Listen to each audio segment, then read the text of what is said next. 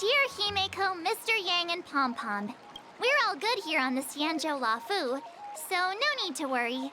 By the way, how's your trip going? As for me, I've somehow become the apprentice to 2 Cloud Knight sword masters, and I've been honing my sword skills with their guidance. One of them is Yanqing, the boy we've all met before. The other is Yun Li, the granddaughter of General Hua Yan from the Xianzhou Juming. Both masters are super strict, giving me a real taste of how hard sword training can be. I tried to drag her into this, but she refused.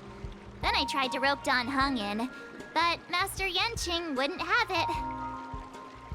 Still, I didn't let the difficulty get to me.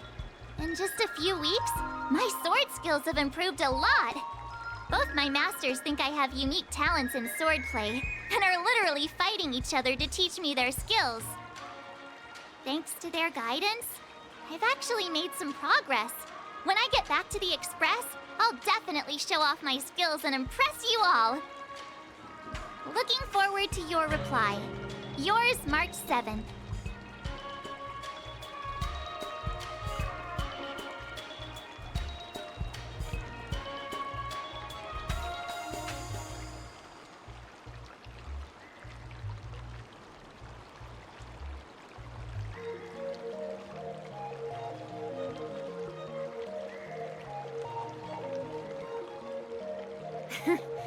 Well done! Let's call it a day.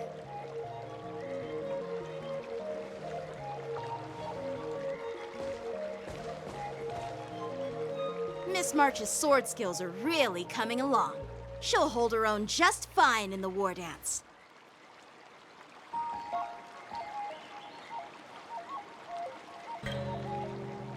Just you wait and see. I'll show off my skills in the ring and win a match. I'll make both of you proud. Can you believe it?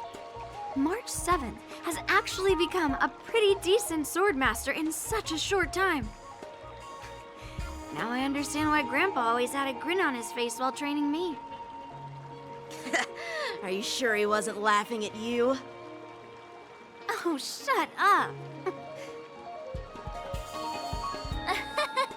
It's all thanks to your amazing guidance, Masters. Miss March, you're really getting the hang of wielding dual swords. If you're keen on advancing, trying out different Xianzhou blades could improve your touch. Oh, let me see. Which sword is the most powerful? Single sword? Great sword? Or maybe a flying sword? There's no such thing as the most powerful sword. It's all about the skill of the swordmaster. Yanqing wields several flying swords, while I only wield one. But remember how I kicked his butt at the Alchemy Commission? First, you didn't kick my butt. Second, you'll never kick my butt. Third, how about we settle this right now and see who kicks whose butt? Yeah, I'm up for that. And if I kick your butt, you'll drop out of the war dance. Deal? Why are you two arguing again? I thought things had been improving between you lately. There was talk that the leading disciples of the Law Fu and Juming generals were supposed to face off in the war dance, but for some reason, they suddenly teamed up to train an apprentice of their own. Turns out, the rumors are true.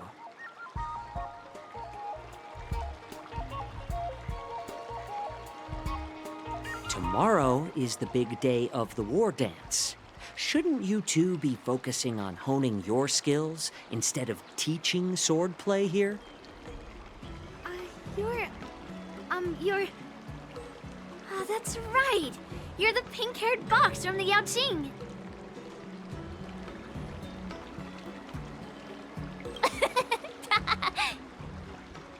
What are you laughing at?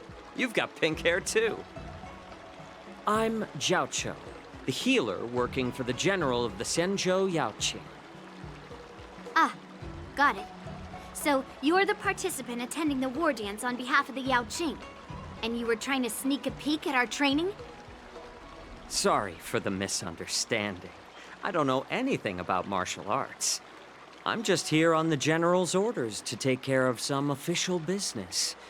I didn't mean to interrupt your training. I'll be on my way.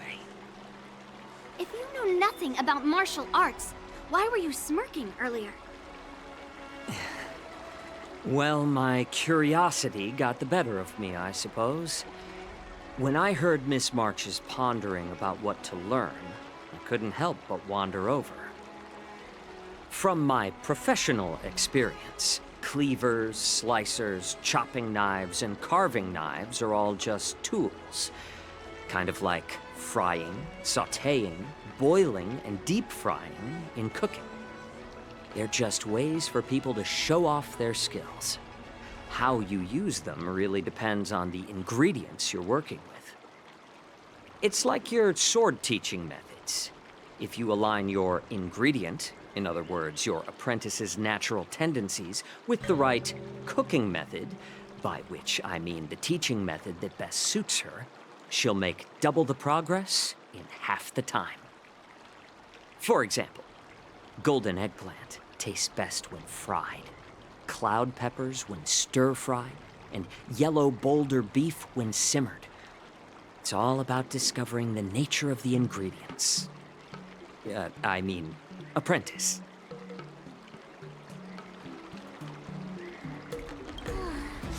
All this talk about food is making me hungry.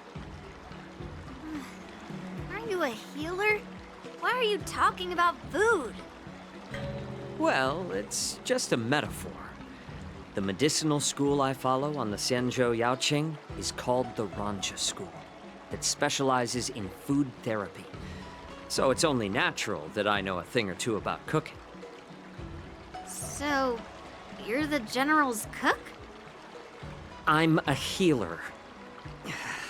But anyway, a cook who isn't interested in health doesn't make for a good advisor. Fine. Call me a cook if you want. Seeing the way you're looking at me, it's obvious you think I'm just some feeble academic who likes to blabber on about martial arts. But, in reality, I know a thing or two about killing. After all, the art of healing inherently encompasses both life and death.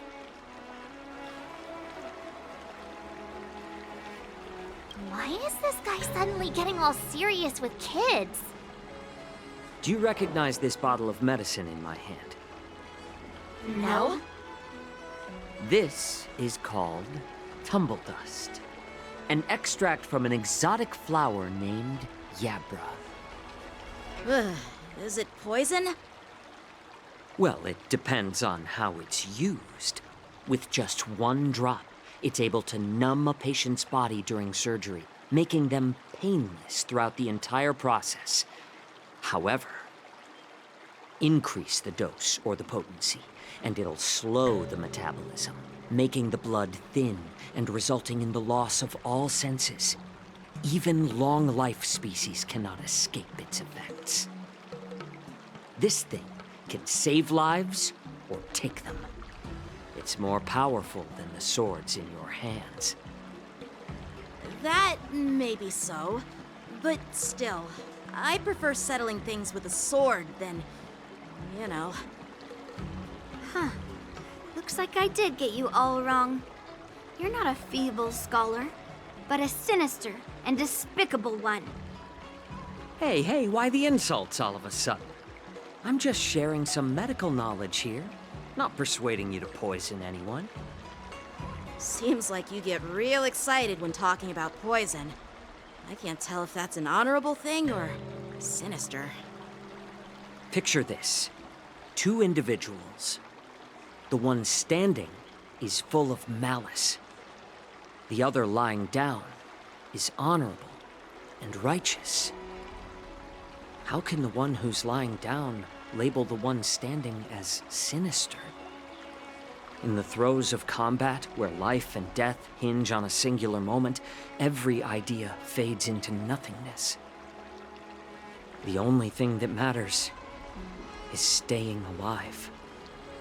Surviving the battlefield reshapes all notions of worth, be it integrity or treachery. In my eyes, their significance is negligible. Perhaps you've underestimated Yunli and me, Mr. Jiaoqiu. We may be young, but we've seen our fair share of war. Well, well. Then you should know that the war dance is nothing more than a contest. So why are you so focused on it? When I was appointed as the ringmaster for the war dance, I asked the general, we Cloud Knights are supposed to charge into the fray and slay enemies. Why do we have to swing swords in a ring just to please an audience? And this is how the general replied. To unsheath your sword in a ring is no different than on the battlefield, as your sword reveals the might of all Cloud Knights. The war dance is the perfect chance to showcase martial virtue and forge alliances from all over the cosmos. When we unsheath the sword without drawing blood, we not only display our might, but also the martial virtue of the Cloud Knights. That's quite an insightful statement, Yanqing. Well, my apologies for being so short-sighted. I've been on the Luofu for quite some time, but I haven't had the chance to see the ceremony venue for myself yet. Hearing you speak so highly of it has piqued my curiosity. Would you mind showing me around? You want to see the Sky Splitter ship where the war dance will be held? Let's go! I bet Yunli and Miss March haven't seen it either, right? Well then, I'll give you all a tour.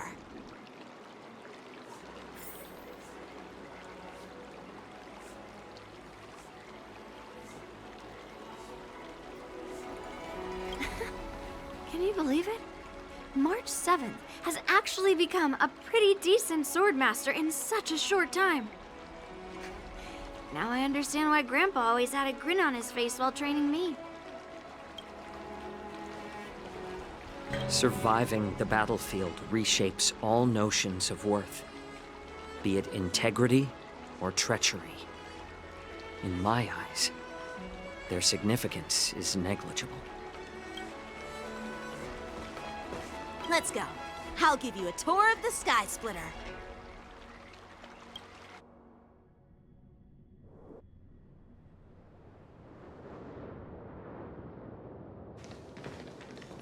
Looks like a lot of other visitors have also come to catch a glimpse of the Sky Splitter.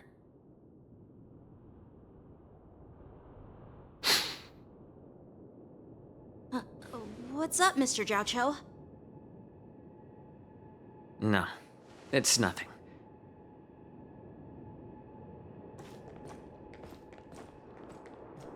Do you see that airship in the distance? That's the Sky Splitter, the venue for the war dance ceremony.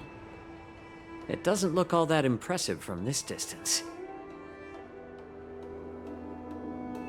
The Sky Splitter is actually a decommissioned Luofu military vessel.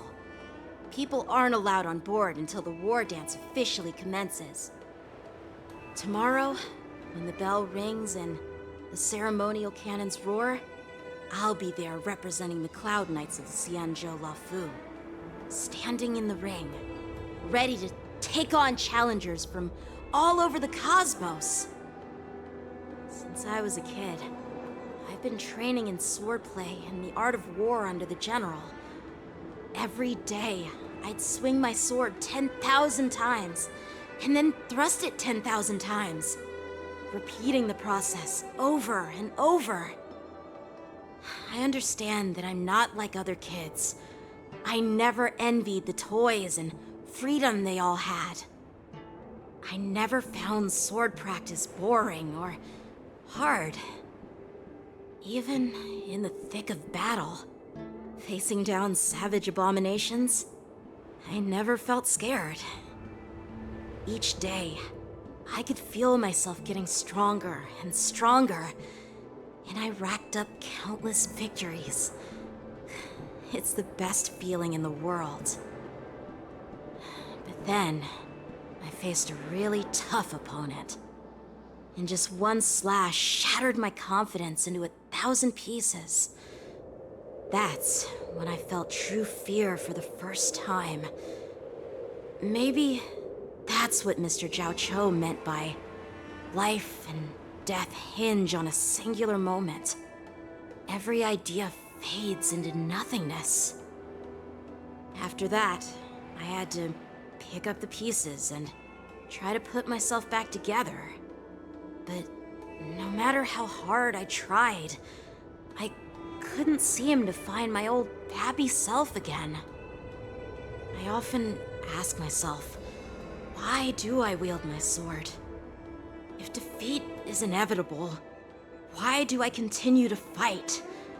Is it to reclaim the joy of victory? To meet the General's expectations? Or to secure my honor among the Cloud Knights? While the General could teach me the art of swordplay, he couldn't teach me why I should keep on going. He said the reason must come from within myself. I've been struggling to find that reason. But after talking with you, Mr. Jiao Cho, I think I already have that reason in mind. As a member of the Cloud Knights and the General's apprentice, I've had a weight on my shoulders. And I know there's still more to shoulder. But when I wield my sword, it feels like I'm letting go of everything. I love the feeling of giving it my all, facing any obstacle in front of me, pressing forward. That's why I wield my sword. Oh, Yanqing. So young, yet so grown up. By the way, how old are you exactly? Age doesn't really matter. All sword masters will understand how I feel. I get it. Looks like all the kids on the Luofu live tough lives. So, how about you, Miss Yunli? It's not polite to ask a girl her age, no matter which Xianzhou ship you're on. I'm not asking your age. I'm asking if you have a dream like Yanqing has. You don't talk like a cook. You sound more like a TV host or something. Need I repeat myself again? I'm a healer. Well, I don't have a dream like Yanqing does. The only reason I'm participating in the Ringmaster's Challenge is because I made a promise to my grandfather that I'd win the precious sword he's contributed to the war dance. Sounds like that mind of yours is just filled with swords. I bet you've got nothing better on your mind. My father was a craftsman on the Xianzhou Juming. Because of his foolishness, many innocent people fell victim to the cursed swords he forged. Since I was a kid, it's been clear to me that not everyone deserves to have a weapon in their hands. Giving them a sword is no different than being cruel to the innocent. So, whenever I come across someone unworthy of a sword, I can't help but want to take it away from them. Given that Yanqing is the war dance ringmaster, I'm stepping up to challenge him. To ensure the precious sword doesn't fall into the hands of an unworthy master. Hey, what do you mean by an unworthy master? I see. It's not easy for kids on the Juming either. Well, it's better to have a reason for wielding a sword than to be lost and confused. I've saved countless Cloud Knights in my life, and there are plenty of exceptional warriors, just like the two of you. What happened, Mr. Jiao Cho? Oh, nothing. I was just reminded of some old friends. and old tales. Judging from my professional perspective as a healer, both of you possess remarkable vitality. Your energies flow like raging fires and mighty gales. The upcoming fight will definitely be impressive. Well, we've seen the Sky Splitter and toured the Stargazer Navalia. I guess it's time to say goodbye for now. What? You're leaving already? But you haven't asked me about my dreams. I've been working hard too, you know.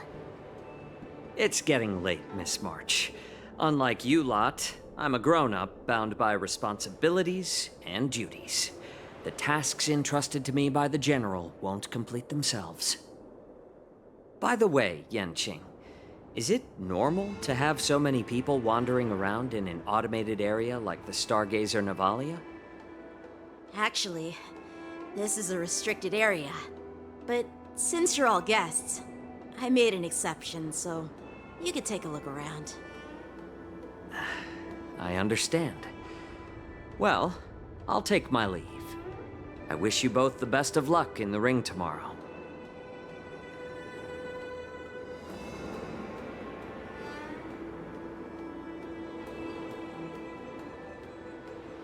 Seriously? I just spent so much time thinking about my dream, but he didn't even ask me. Now that we're done with our tour of the Sky Splitter, shall we continue with our training? Why don't we take a day off? What? You want to secretly practice swordplay by yourself? Dream on. You know cramming before a fight never works out. For some reason, seeing the Sky Splitter has boosted my confidence. So, I've decided to conserve my strength for tomorrow. All right, I'll take you out of the Stargazer Navalia.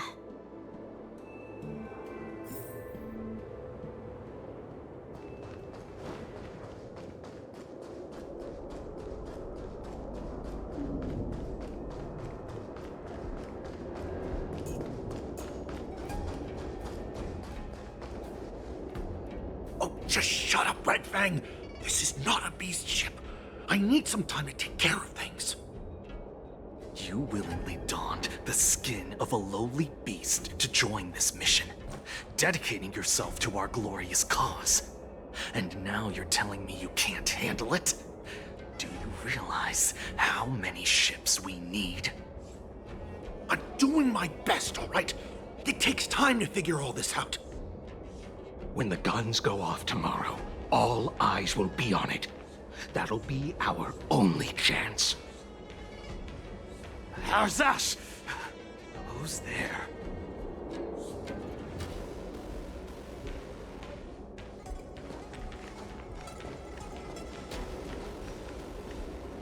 Who are you guys?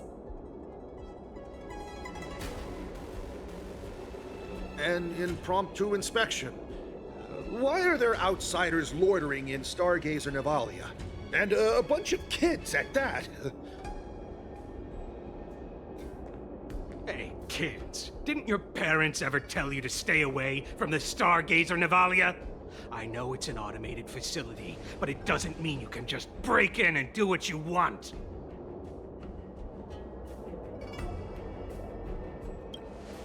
First of all, I'm an adult. Second, I didn't just break in. Yeah, we flew here on a starskiff. Like, whoosh! Well, I'm not trying to tell you off, but this place is off limits to the public, you know?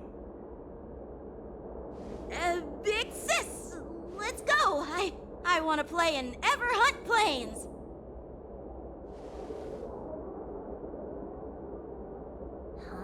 Everhunt Plains? Yeah, sure. Big Sis will take you there.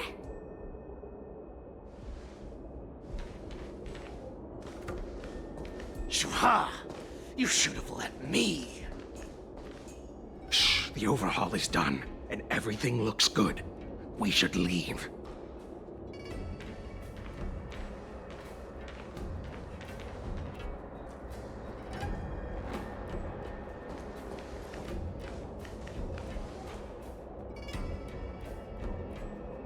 Could you repeat what you just said, Yenching? What did I say? Big sis, let's go. I want to play in Everhaunt Plains. Come on. Can't you read the room? Something is definitely off about the 3 people we just met. Yeah, anyone could see that. I just wanted to hear you say it again. That pink-haired fox tried to say something. I'm pretty sure he sensed something fishy.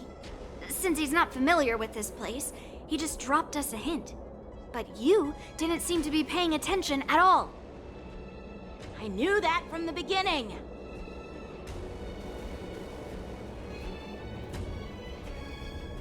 That Cloud Knight didn't recognize Master Yenching at all. That's really weird. What? Is he famous on the Lavu or something? Not even the Cloud Knights on the Juming, who all know my glorious name, might recognize my face. You have a point.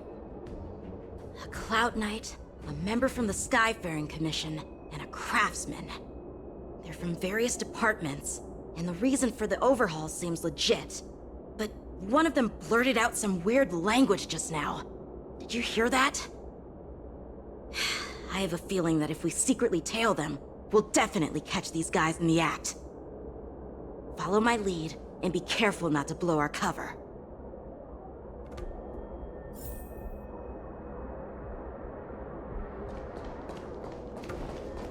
Never mind who they are. Let's just film them.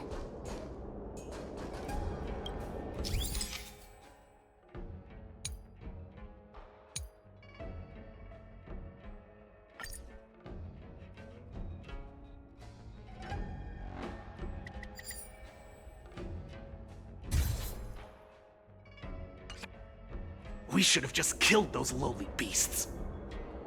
Those little brats won't take up much space. There are boxes all over this place. Just dump them into one and no one will notice. Cut the theatrics, Gulak. Even the slightest slip-up could interfere with Lord Moktok's plans. So where are we heading next? To check the freight skiffs. We've got a lot of preparations to do. Also, don't forget to take those crates with you. Weapons, supplies. We've got to be well prepared. Otherwise, we're screwed. So, are they smugglers? What exactly are they up to? I have no clue, but they seem to be moving those crates. I've got an idea. We can hide inside the crates and follow them.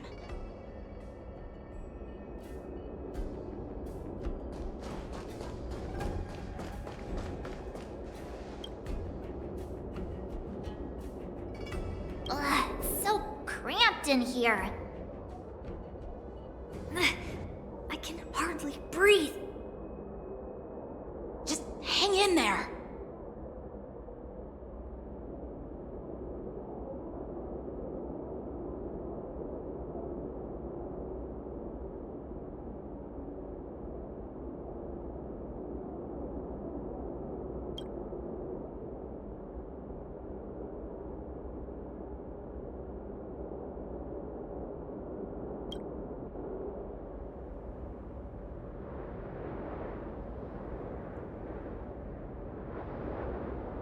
Let's just put the cargo here for now, all right? Then we'll move on to inspect the ships. Lord Moktok said that as soon as we're done, we're to board the freight skiff and leave this place. Don't worry, I've changed the shipping schedule. You two, come with me. Is it just me? I keep smelling that stench of lowly beasts everywhere we go. Don't be so paranoid.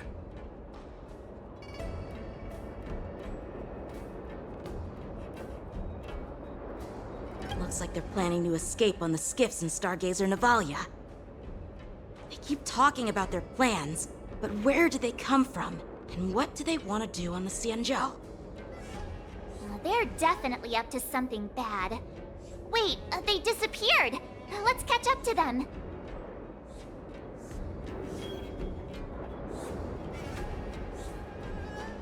Tread softly. Breathe quietly. and make sure to keep an eye on them. Hide out of sight as soon as there's any sign of activity.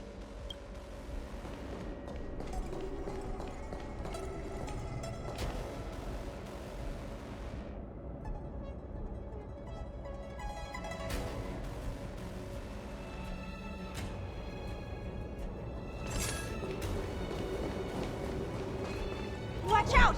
They're on high alert!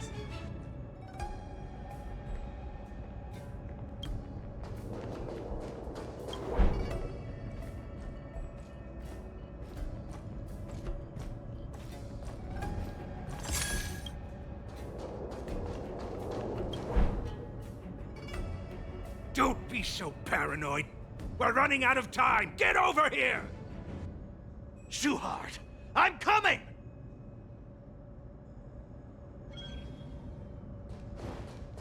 They're leaving. Did he spot us? Quickly, hide!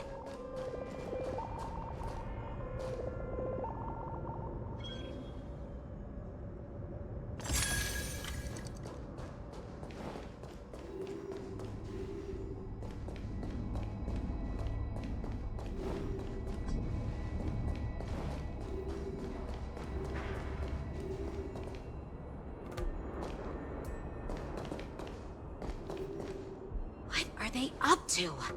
They're all wearing official uniforms, but I'm pretty sure they're not members of the Skyfaring Commission, the Artisanship Commission, or the Cloud Knights. This is way too suspicious. Never mind who they are. Let's just film them. That way, if they do anything bad, we'll have solid evidence against them.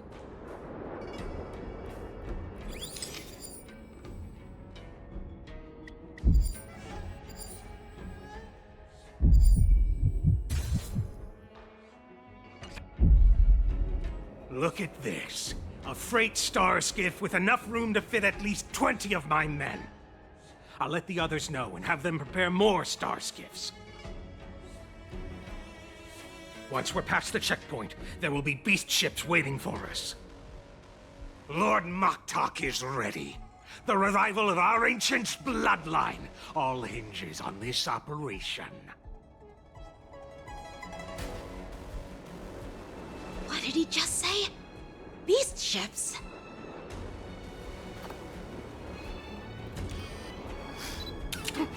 Who's there?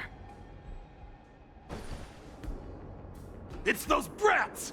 I told you to get rid of them, but you didn't listen, you idiot! Wipe them all out!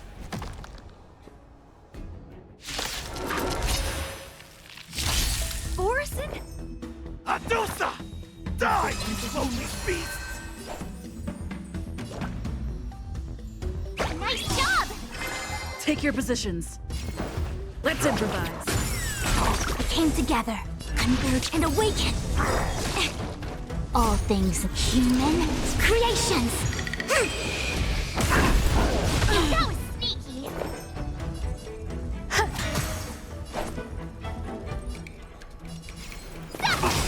Rhythm get messed up. The mood is set. Let the show begin. Dreams do come true.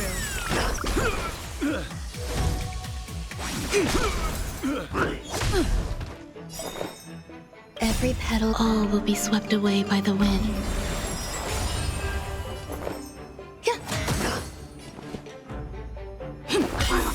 Ready to shine. Yeah.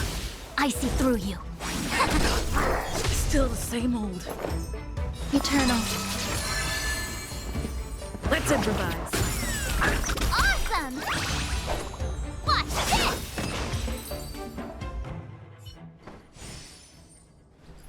How is this possible? How did these Foxians change their appearances like that? They're not Foxians at all. They revealed their true form. They're Borison, just like the bandits I defeated on the IPC ship. Wait, that means...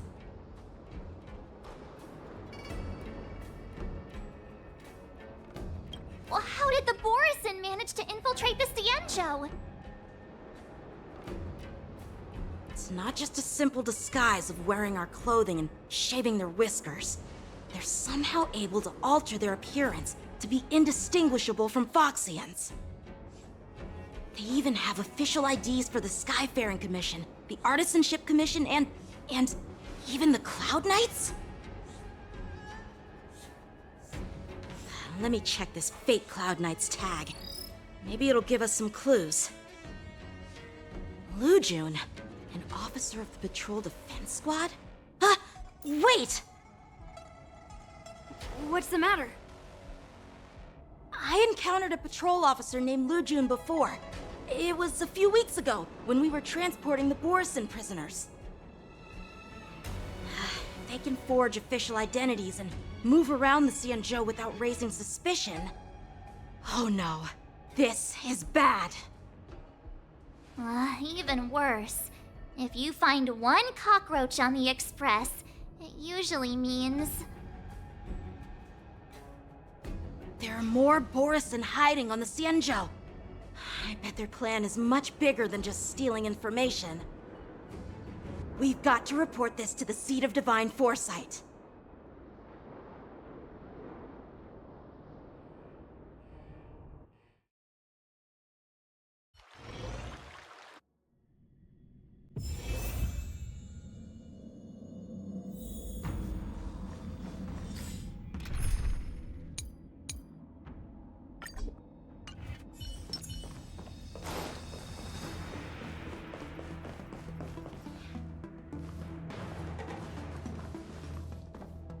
I am glad to finally meet you in person, guests from the Astral Express.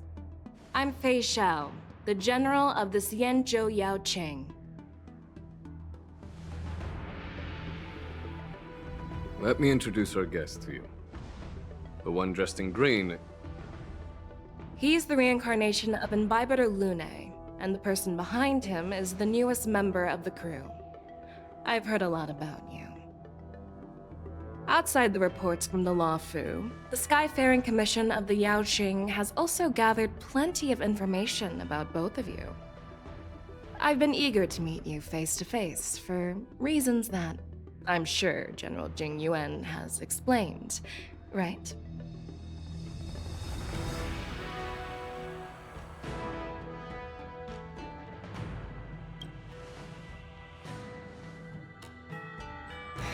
That's right.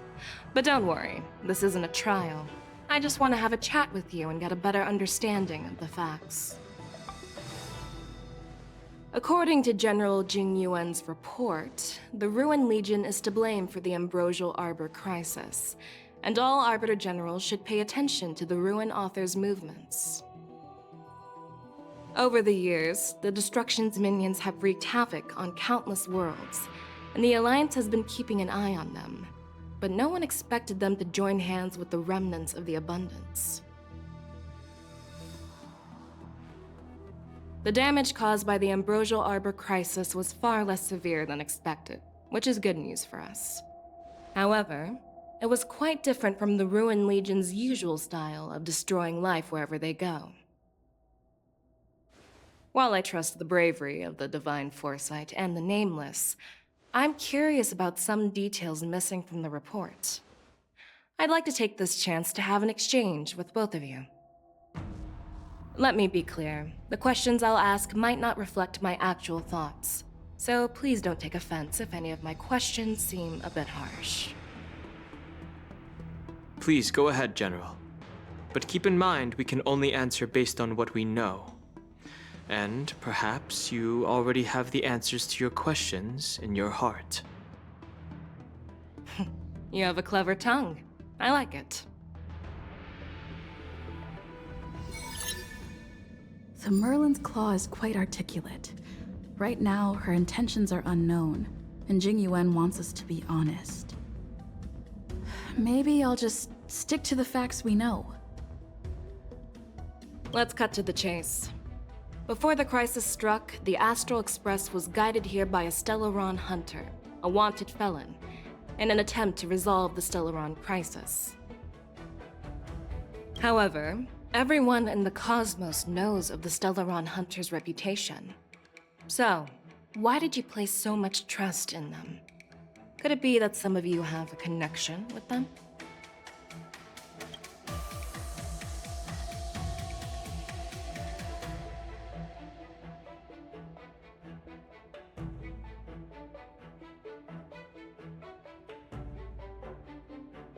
You know what? Maybe I do have a connection with Stellaron hunters.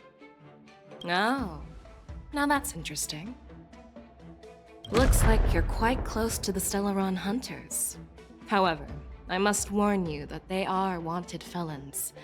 While I appreciate your honesty, being honest about this topic might make you look suspicious to some, you know? Let's move on to the next question. The report suggests that Don Shu, the master of the Disciples of Sanctus Medicus, colluded with the Lord Ravager and used the power of the Stellaron to resurrect the Ambrosial Arbor. But here's the thing. Don Shu was just a chief alchemist.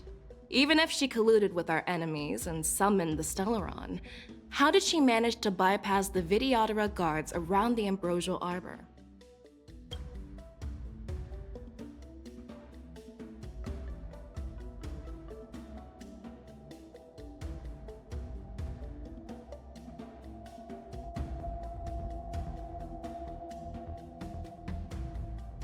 The answer seems rather simple, doesn't it?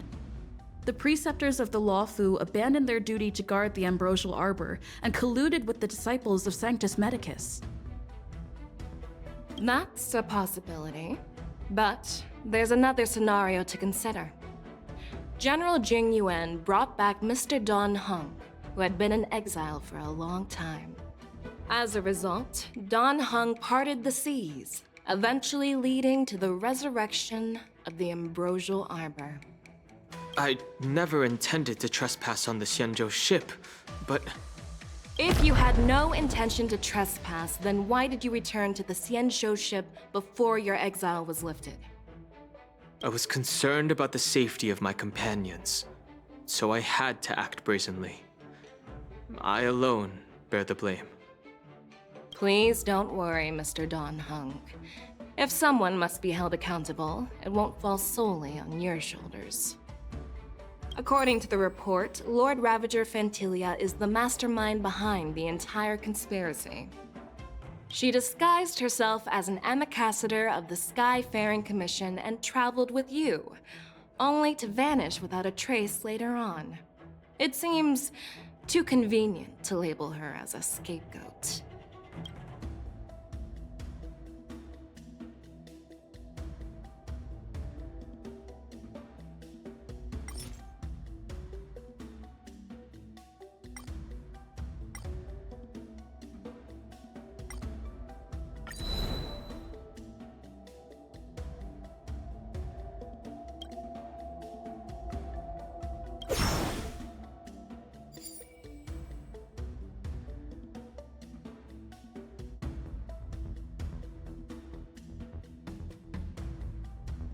I was there, fighting Fantilia alongside General Jing Yuan.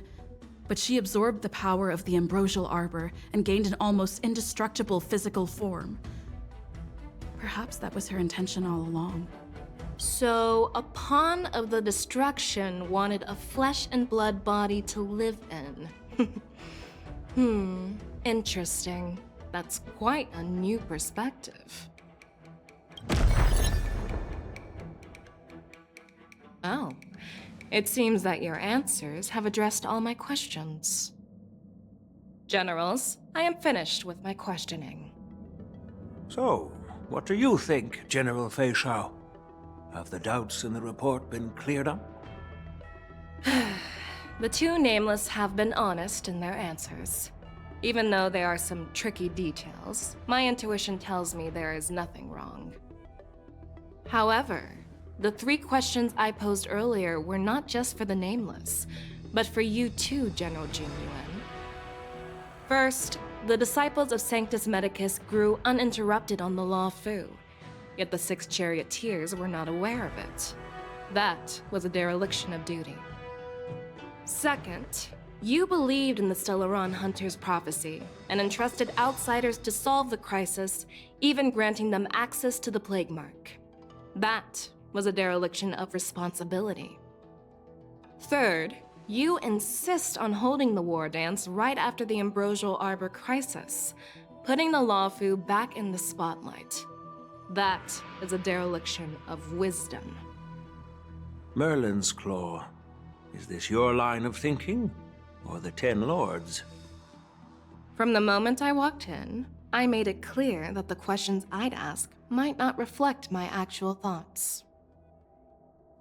The disciples of Sanctus Medicus were deeply rooted and had been plotting for a long time. I admit it was my negligence for not noticing it earlier.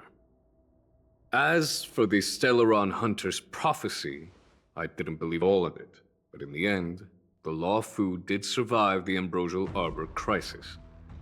So, I think it's safe to say that Elio's prophecy about the future holds some merit. And as for the war dance, do you think I'm unaware of the risks? However, risks can also be opportunities. The Law Fu has lain low for too long. I believe it's time to stir up the dregs hidden in the depths and wash them away once and for all. Just as I expected from our sophisticated divine foresight. You have a way with words. I like it. But, unfortunately, ever since the report was submitted, the Alliance has been filled with rumors and speculation. Even within the Law Fu, there are people accusing you of neglecting your duties, resulting in the Ambrosial Arbor's resurrection. So what are your thoughts on all of this, General Fei Shao? As a fellow Arbiter General, I fully understand the difficulties of this position. Personally, I think all these rumors are meaningless drivel. Across the sea of stars, the divine foresight knows better than anyone else what happened on the Law Fu and the meaning behind it. Just as what happened on the Xianzhou Yaoqing recently. You mean the Xianzhou Yaoqing is also... The scouts of the Verdant Knights have sent back reports that Borisin are making trouble again. The Borisin packs that were once divided and scattered have started swallowing each other up, forming larger and larger packs. Moreover, there's an entity named Mongus behind it all. An entity? According to the report, this entity isn't actually a Borisin. It's a woman claiming to be the messenger of the Master of Immortality. She's described as having 12 faces and 12 pairs of fangs, as cruel as poison and as elusive as quicksand. The Borisin believe she'll give them a chance to rise again. That's Ventilia. That's right. You're lucky that I'm the one who came this time. If it were the Patina Justice or the Seer Strategist, this conversation might not be so friendly. I've always had faith in my instincts, so I don't doubt your good intentions. But the Alliance has its fair share of questions and doubts about the Law Fu. So, my plan is to come up with an acceptable answer to satisfy the Alliance. What's in this plan, General Fei Shao? General Jing Yuan, you already know what has to be done. But since you don't want to be the bad guy, I'll take care of it for you. You need the final word from the Ten Lords Commission to quell any doubts. And for that, I'll have to ask the two Nameless to visit the Shackling Prison. No, I'm not imprisoning you. While you're there, I'll ask a judge in the Ten Lords Commission's Interrogation Division to record a detailed testimony with the karmic mirror from both of you. We'll fill in the gaps that weren't covered in the report, and silence any protests within the Alliance. I'm okay with that.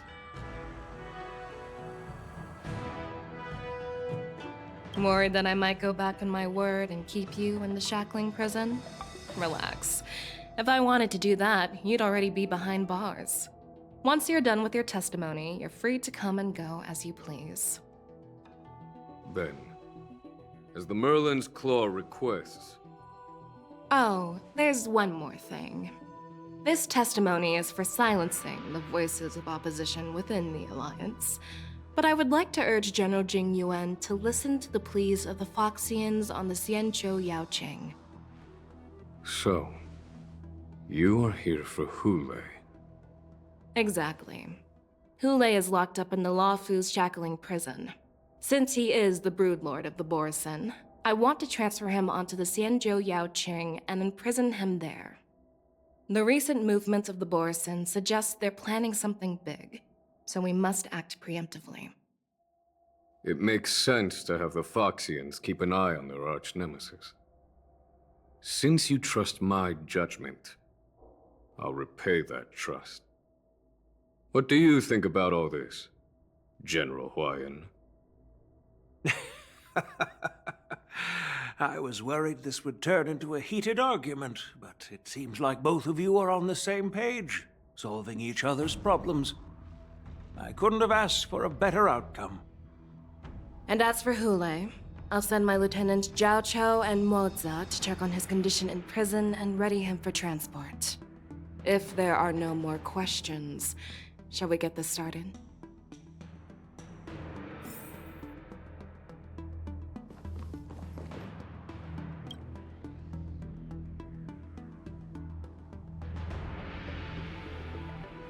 Do you actually believe in the Stellaron Hunter's prophecy? Yes, I do. That's why I'm here. I understand. While words can be deceiving, your gaze, your breathing, and your scent, they reveal more than your words do. I trust my intuition more than any words. Well, I'm glad we managed to talk this out.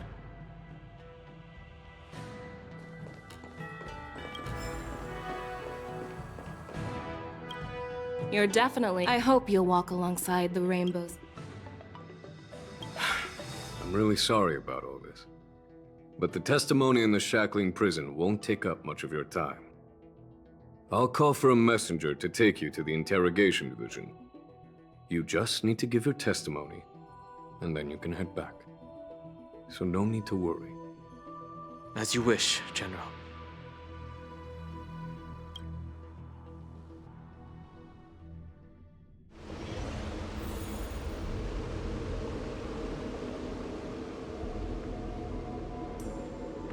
As General Jing Yuan requested, everything is prepared for your arrival, and I am here to receive you.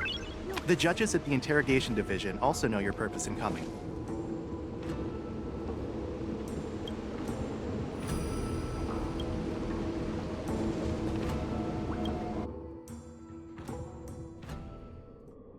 The shackling prison. I didn't expect to be back here after all these years. Dan Heng. Don't worry about me. If you're ready, I'll open the gate for you.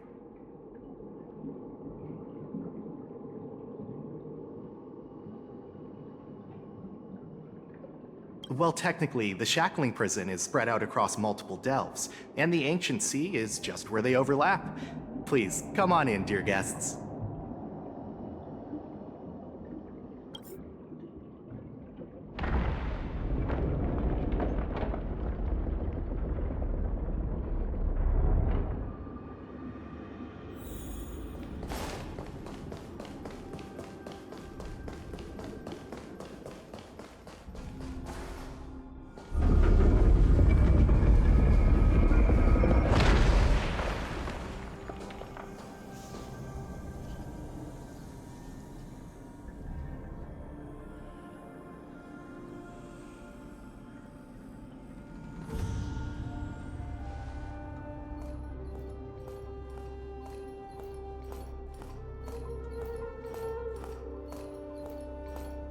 What are you looking at?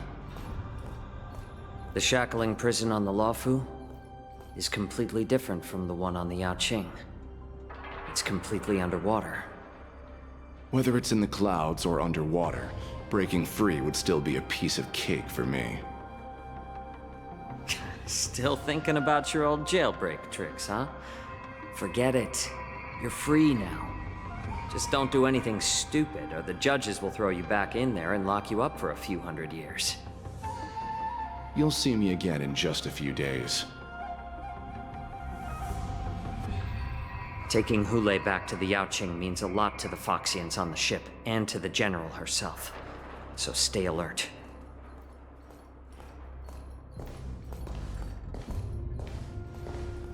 Guests, my name is Shui Yi, and I'm here on orders from the Incarceration Division of the Ten Lords Commission. We're Jiao Cho and Moza. General Fei Xiao sent us to extradite the Borisin criminal Hule to the Yaoqing.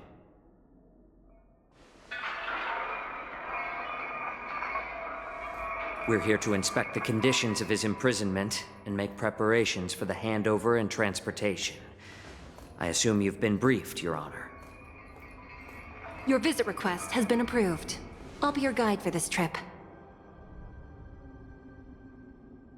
Prisoner Hule, the warhead and brood lord of the Borisin Abominations of Abundance and the arch-nemesis of the Foxians, is responsible for 2,123 wars of aggression and countless associated crimes. Due to his heinous acts, he has been imprisoned in the depths of the Shackling Prison and subjected to the punishment of the Forest of Swords until the end of time. He shall never be pardoned.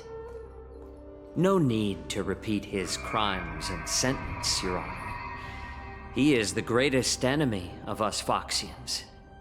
The stories of his atrocities are used to terrify our children. I'm well aware of every crime he's committed. Let's move on to the next step. When it comes to visiting criminals, there are rules in place to ensure your safety. I know you've heard legends about Hule since you were children, but your knowledge about him is likely very limited. Only the judges of the Ten Lords Commission truly know what kind of abomination is locked up at the bottom of the Shackling Prison. It has been centuries since Jing Liu, the former sword champion of the Luofu, captured Hule. And during all those years, we never provided him with any food. Yet he somehow managed to stay alive. It defies all the documented physical characteristics of the Borisin. The Forest of Swords, forged by the Punishment Division, is a device of intense torment, used to execute sinful abominations. Most Borisin die within 3 days in the forest, but Hule is different. Every time the blades pierce him, his body instantly heals. Despite the brutal punishment, he somehow manages to survive. The complex rules are there because of his abnormal characteristics. Do you understand now? I apologize for any offense caused. Please continue, Your Honor. I've given you the instructions regarding Hule's visitation. Please make sure you read them carefully.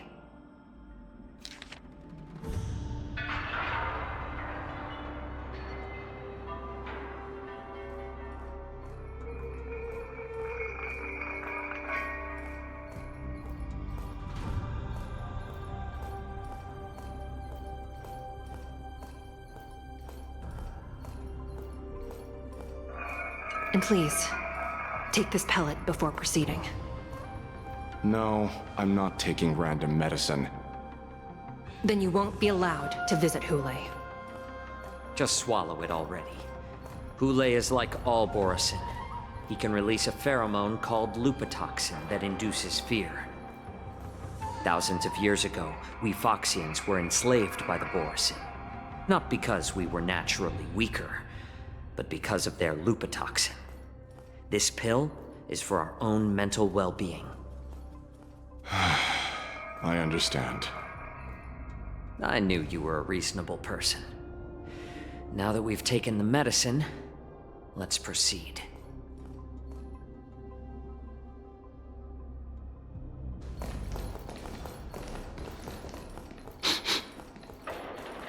Your Honor. What is it? No. Never mind. Maybe I'm just imagining things. Let's keep moving.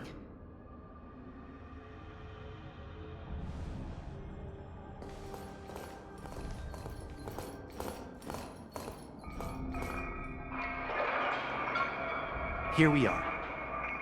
Her Honor hasn't arrived yet. Please wait a moment.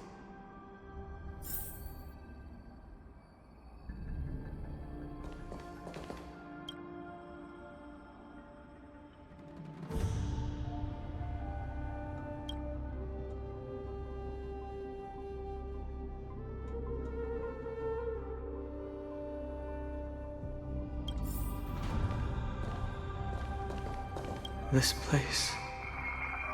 It's still as cold as it used to be. Sorry, I was just reminiscing about some unpleasant memories.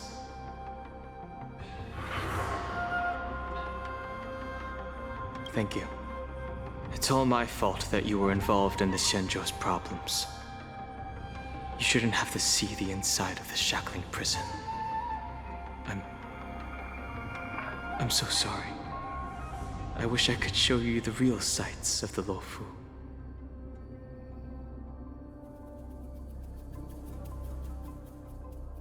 The 6 charioteers might have more power over the rest of this Xianzhou ship.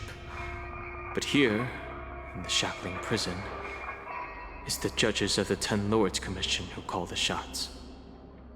The judges will use a complicated interrogation device called the Karmic Mirror. It accurately tracks every physiological change during questioning and records it. Therefore, the judgment made here will be sufficient to convince the other administrators of the Xianzhou. At least they won't attempt to challenge the conclusions. Perhaps that's why Fei Xiao insisted that we come here. Okay. But watch your step. This place is not like the others. Her Honor hasn't arrived yet. Please wait.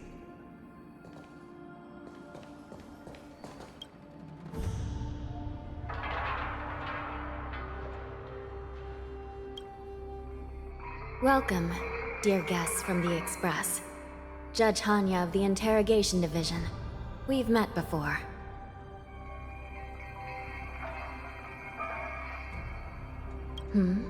You don't want to see me? Well, in that case, I can call in the judge who's an expert in acupuncture, or the one who's handy with axes and saws, or the one who knows all about whips and ropes. We've got plenty of options here, and we'll find one that suits your taste. Just kidding. We judges work in shifts, and it just happens to be my shift. Maybe we're destined to cross paths. Please allow me to express my gratitude to you again for subduing the demons in the Fixtral Garden. Looks like while March 7th and I were clueless, you already made many friends on the Xianzhou Luofu.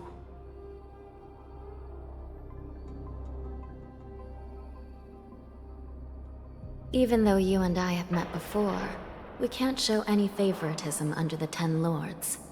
So, please do as I command as we head to Scrivener Hall and beyond. Don't do anything without my permission. This is not a place for ordinary mortals. You and Mr. Danheng, please come with me. Please lead the way, Your Honor. Please let me activate the mechanism before we all move forward. And please, watch your steps.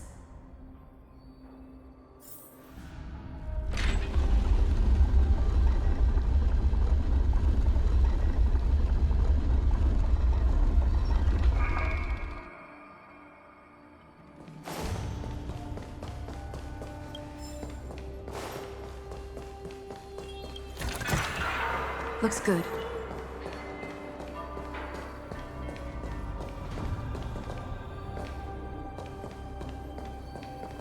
Be very careful and watch your step as you make your way through.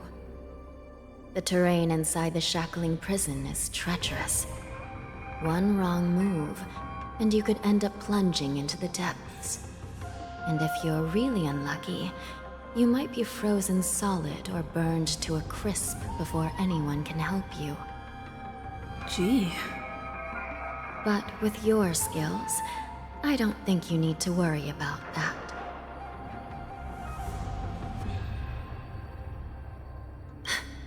You're funny. This prison does contain many layers. We even brought in Videodora Icor line craftsmen to introduce the ingenuity of Delve enchantment. What you're seeing now is just one part of the shackling prison. Perhaps. Judging from the appearance, much of the architecture in this prison has a Vidyadoran style. So, perhaps they did have a hand in building this place back then. As for how many floors there are, well, not even us judges know for sure. But there's a legend among us judges that a short-life prisoner once tried to escape, but ended up falling into the depths. And when we found him at the bottom, he was already an old man on the brink of death. Did he spend his whole life falling? Or did some long-life prisoner drain his life essence? We'll never know. Anyway, please don't try anything like that. Please, come this way.